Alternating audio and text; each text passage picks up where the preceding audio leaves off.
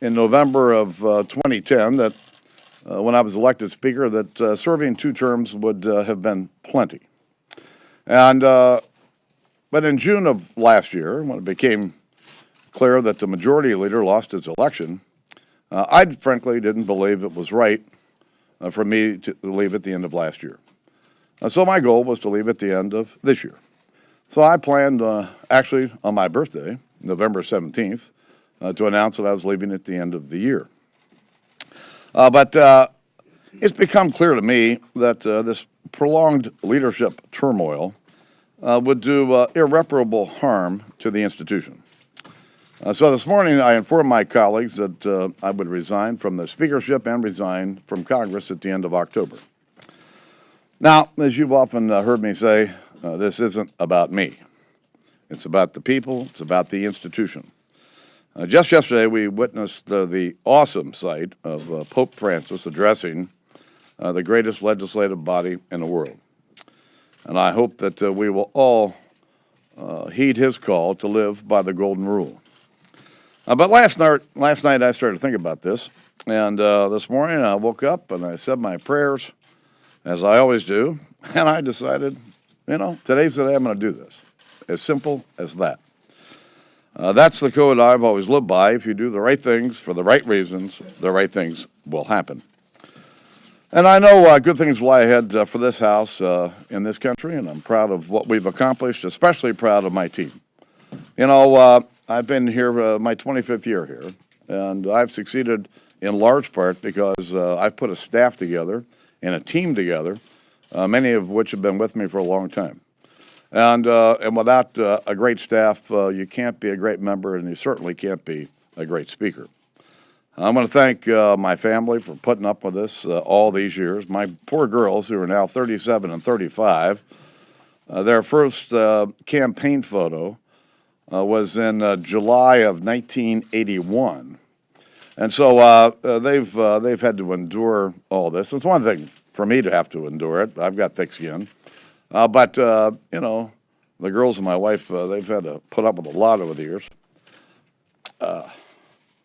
Let me express my gratitude to my constituents who've sent me here 13 times over the last 25 years.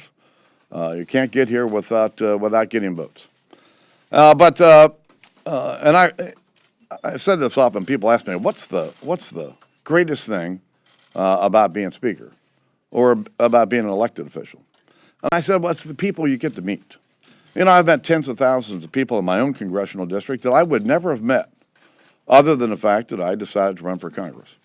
And over the years, as I traveled on behalf of my colleagues in the party, I've met tens of thousands of additional people all over the country. And you meet rich people, you meet poor people, you meet interesting people, probably a few boring ones along the way. But I can tell you that 99.9% of the people I meet on the road, anywhere, could not be nicer than they've been. It's been wonderful. It's been an honor to serve in this institution. And with that, all right, Junior, go ahead. Speaker Boehner, you were noticeably overcome with emotion yesterday. Really? Oh, what a surprise. I'm curious if you reached this decision last night, if the grace of Pope Francis led you to this decision. No. Yesterday was a wonderful day. It really was. And was I emotional yesterday? I think I was. I was really emotional in a moment that really no one saw. As the Pope and I were getting ready to exit the building, we found ourselves alone. And the Pope grabbed my left arm and said some very kind words to me about my commitment to kids and education. And the Pope puts his arm around me and kind of pulls me to him and says, "Please pray for me." Well, who am I to pray for the Pope? But I did. If it wasn't the Pope, then what was it? And listen, it was never about the vote, all right? There was never any doubt about whether I could survive a vote. I don't want my members to have to go through this. I certainly don't want the institution to go through this. And so, especially when, I knew I was thinking about walking out the door anyway. So it's the right time to do it, and frankly, I am entirely comfortable doing it. Mr. Speaker, I've heard you say before that a leader who doesn't have anybody following him is just a guy taking a walk. That's right. I got So, plenty of did you- people. I got plenty of people following me, but this turmoil that's been churning now for a couple of months is not good for the members, and it's not good for the institution. And if I wasn't planning on leaving here soon, I can tell you I would not have done this. If I may, Yeah. there are people who are on the right in your caucus and even outside of this institution who have been wanting you to step down for some time, who feel that they have a victory today. Do you feel that you were pushed out? No, the members. I'm glad I made this announcement at the conference with all of my Republican colleagues because it was a very good moment to help kind of rebuild the team. Listen, I feel good about what I've done. I know that every day I've tried to do the right things for the right reasons and try to do the right thing for the country. How can this not be a moment of turmoil? You said you thought about leaving 2 years ago after Canada, but it was a time you said this would have pitched the House in turmoil. You have to keep the government open in a couple of days, debt ceiling, there's going to be one I'm gonna person be here for described as another- the barn burner of leadership. I'm going to be here for another 5 weeks, and I'm not going to leave. I'm not going to sit around here and do nothing for the next 30 days. There's a lot of work that needs to be done, and I plan on getting as much of it done as I can before I exit. And as a result, though, does that make it easier in some ways to make some tougher decisions, maybe relying on Democrats to keep the government open next week or No, something? I'm going to make the same decisions I would have made regardless of this. You've made no secret of your frustration with some members of your far-right flank and some outside groups. You've used words like knuckleheads and some other words we probably can't use on Probably. television. Had you just had enough? And how will anything be different for the No, next speaker? no. Let me tell you, I would not describe it as having had enough. That's not it at all. When you're the Speaker of the House, your number one responsibility is to the institution. And having a vote like this in the institution, I don't think is very healthy. And so I've done everything I can over my term as Speaker to strengthen the institution. And frankly, my move today is another step in that effort to strengthen the institution. But won't the next speaker face the same thing? Hopefully not. That's my question, Mr. Speaker. How will Washington be different because you leave this institution? What should people watching this expect the House and Congress to do going forward if you're not here? Well, if the Congress stays focused on the American people's priorities, there will be no problem at all. And while we have differences between Democrats and Republicans, the goal here, as one of the leaders, is to find the common ground. Listen, I talked to President Bush and President Obama this morning. I've talked to all my legislative leaders, who I have a very good relationship with all of them. Because at the end of the day, the leaders have to be able to work with each other to find the common ground to get things done. So if the Congress stays focused on what is important to the American people, they'll get along just fine.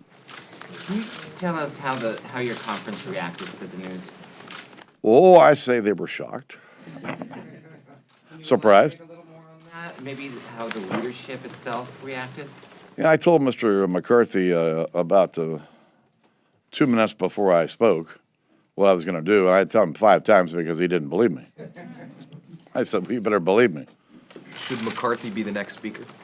Listen, I'm not going to be here to vote on the next speaker, but that's up to the members. But having said that, I think that Kevin McCarthy would make an excellent speaker.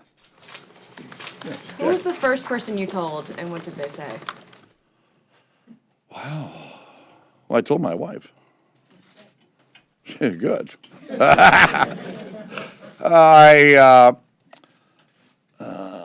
told my chief of staff and I talked late yesterday. And I told him I was thinking that today might be the day.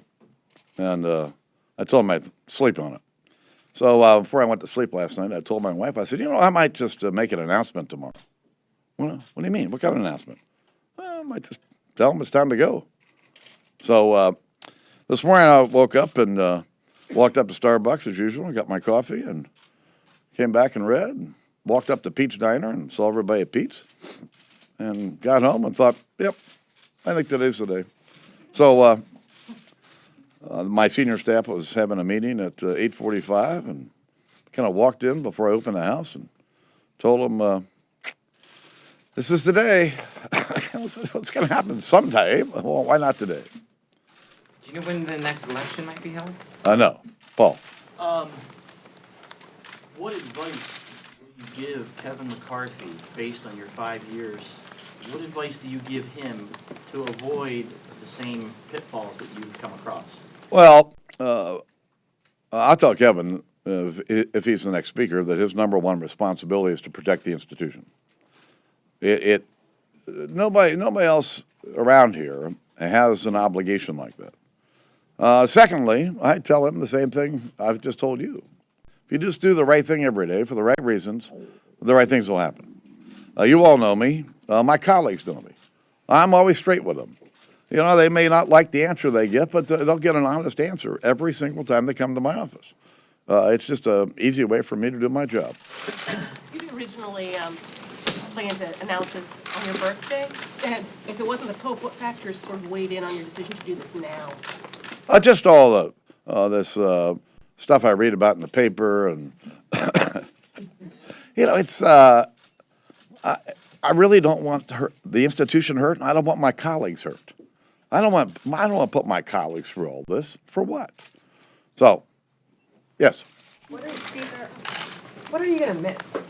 Pardon me? What will you miss? What will I miss? Well, of course, all of you.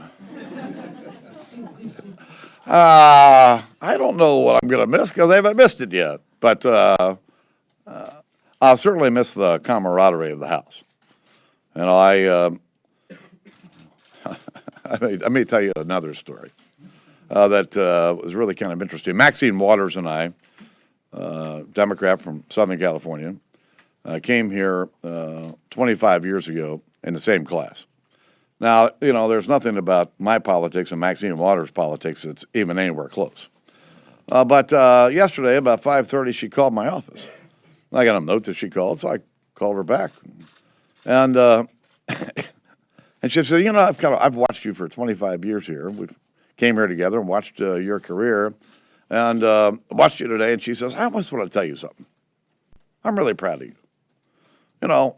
Listen, I've got the best relationships on both sides of the aisle because I treat people fairly and treat them honestly, but I'm going to certainly miss my colleagues. Yes. Trying to take turmoil out of the House and stabilize the institution. How do you think that it can become more stable? Several Republicans I talked to today from your conference said they don't think a new speaker will mean any new outcome, especially with an untested leader, maybe untested leadership. How could it become more stable? As I mentioned earlier, the fact that I did this with my colleagues this morning, then we proceeded to have an hour and a half conversation, I thought was a unifying moment. And between that and the Pope's call for living by the Golden Rule yesterday, hope springs eternal. Can you talk about what you think your legacy is as you're leaving? What are your most important accomplishments? And what are you going to do on November 1st? Are you moving to Florida? I was never in the legacy business. You all heard me say it. I'm a regular guy with a big job. And I never thought I'd be in Congress, much less ever be Speaker. But people know me as being fair, being honest, being straightforward, and trying to do the right thing every day on behalf of the country. I don't need any more than that. You seem very relieved in your. Zippity-doo-dah. Yeah, I mean, by speaking zippity-doo-dah, what are your plans next? And also, have you talked to, have you spoken to? You know, when you make a decision this morning, you haven't really haven't any time to think about what I'm going to do in the future. I have no idea. But I do know this. I'm doing this today for the right reasons. And you know what? The right things will happen as a result. Thanks. Oh, yeah.